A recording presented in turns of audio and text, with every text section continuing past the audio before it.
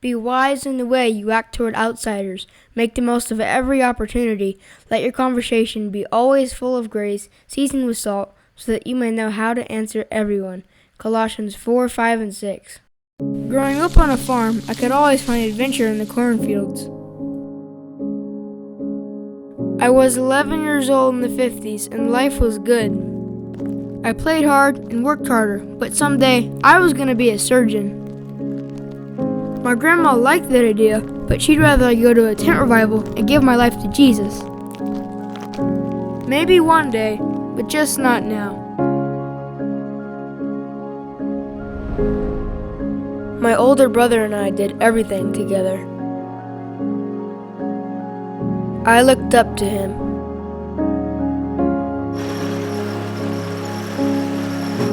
The memory is as clear as day.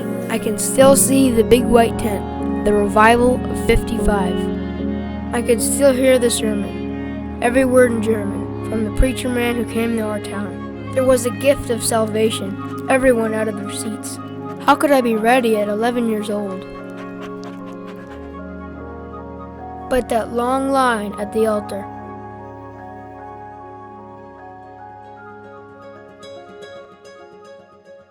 Too much living to do. When you're 11, you think you'll live forever. Who's got what it takes, me or my brother? Chores done, a little end-of-the-day hunting competition was on. A bounty for the most diseased jackrabbits? We were already counting our coins.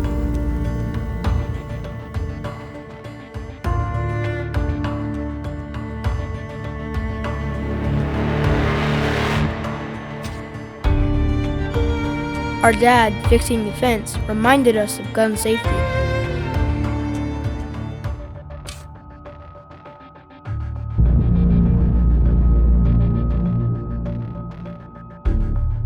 In the heart of every boy is an adventure to live.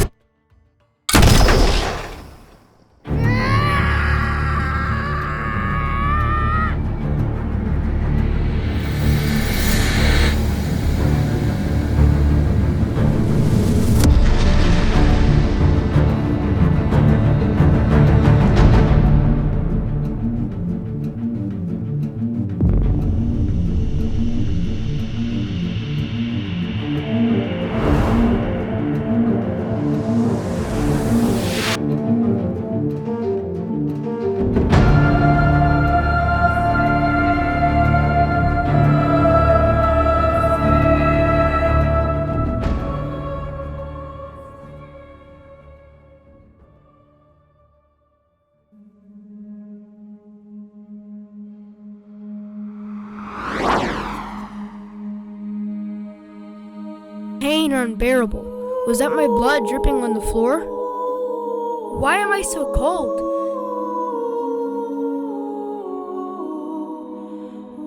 Am I dying?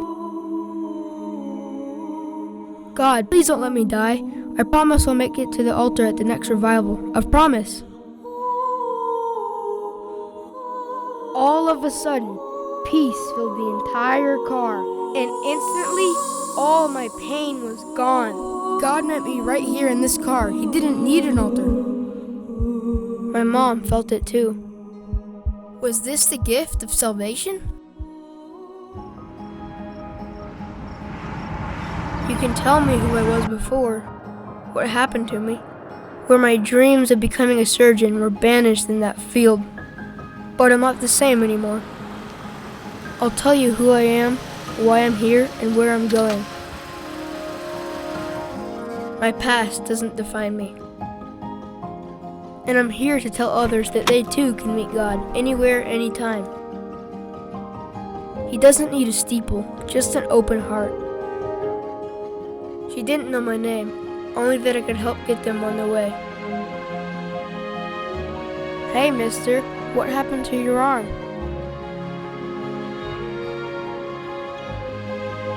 That old familiar line would open a door to the gift of salvation once again. When we all see Jesus, no more pain. When we hear Him, He is louder than our shame. He writes our story before we know the need of His grace.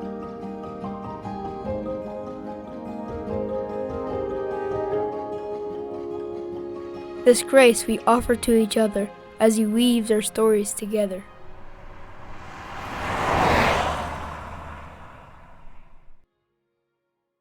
So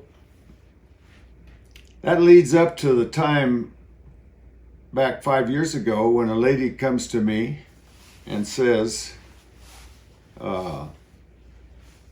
"You're Sonny Weimer, aren't you? In a Walmart parking lot." And I says, "Yes, I am, ma'am." And she's in her 50s. I didn't know her. She says, "You don't know me."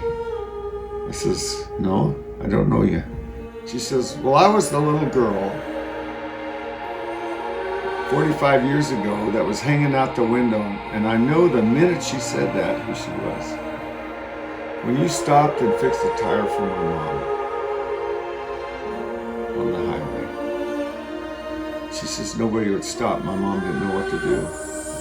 She just stood out there in the hot sun beside the car, wouldn't let us get out of the car, of course, because it's the interstate. And she says, you stopped and you shared Jesus with my mom." And this lady says, "I just want you to know that my mom went home and found Jesus. And my siblings and I found Jesus. Now our children are all saved. 3 generations, not one left out. Just because you stopped to help my mom." Well, I don't want to take credit for the Lord moving in her mom's life. I'm so thankful He let me join Him.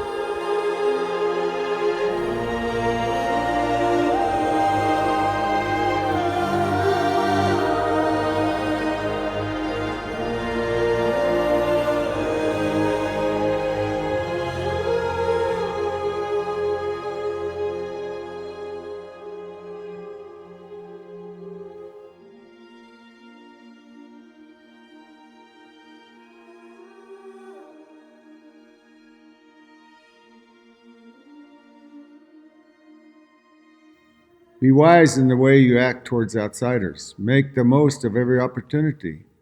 Let your conversation be full of grace, seasoned with salt, so that you may know how to answer everyone. Colossians 4:5 and 6.